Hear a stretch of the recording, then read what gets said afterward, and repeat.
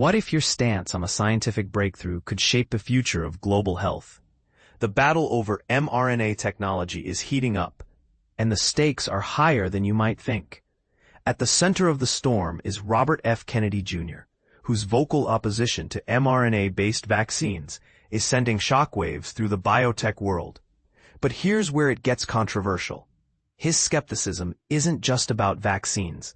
It's about stifling innovation that could save millions. Let's break it down. Imagine a startup in Watertown, Massachusetts, racing to develop a groundbreaking cervical cancer treatment using mRNA. Sounds promising, right? That's Corner Therapeutics, and its founder, Dr. David Kagan, is facing a roadblock. Venture capitalists are pulling back, citing political climate concerns. Investors are saying we're not in the business of funding mRNA tech if the White House is against it, Kagan explains. This hesitancy could delay clinical trials, potentially costing lives. And this is the part most people miss: the ripple effect of political decisions on medical progress. Kennedy's recent move to cancel $500 million in government-funded mRNA research projects has scientists reeling.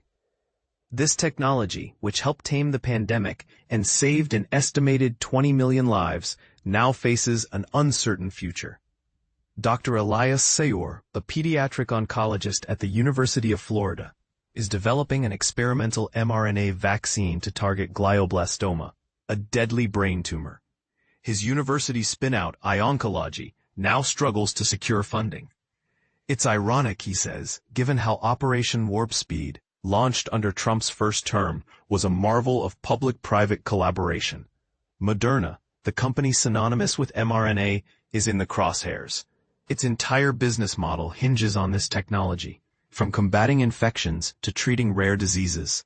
Last month, the government axed a $766 million contract for flu vaccines, leaving Moderna scrambling. The company has 20 mRNA vaccines in development, including a potential blockbuster for melanoma. If approved by 2027, it could become a game-changer. Yet, Moderna's spokesperson stayed silent on whether Kennedy's actions will impact their pipeline. But what exactly is mRNA, and why is it so revolutionary? Picture it as a genetic instruction manual. When used in vaccines, it teaches cells to produce proteins that trigger immune responses. Unlike traditional vaccines, which took years to develop, mRNA allowed scientists to create tailored vaccines in months. The Pfizer and Moderna COVID shots were approved in record time, less than a year after the virus's sequence was known. Yet, myths persist.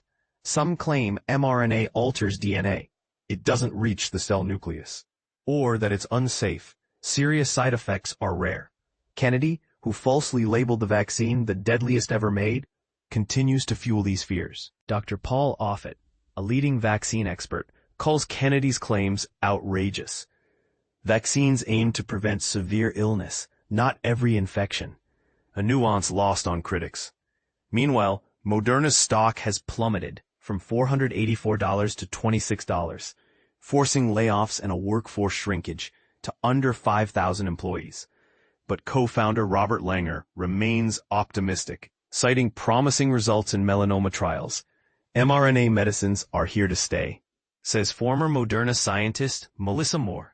Yet she warns the U.S. risks ceding its lead to countries like Germany and Australia, where clinical trials are flourishing.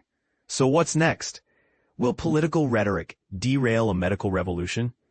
Or will scientists persevere, proving the value of mRNA beyond the pandemic? We'd love to hear your thoughts. Do you think Kennedy's stance is justified, or is it a threat to innovation? Share your perspective in the comments below.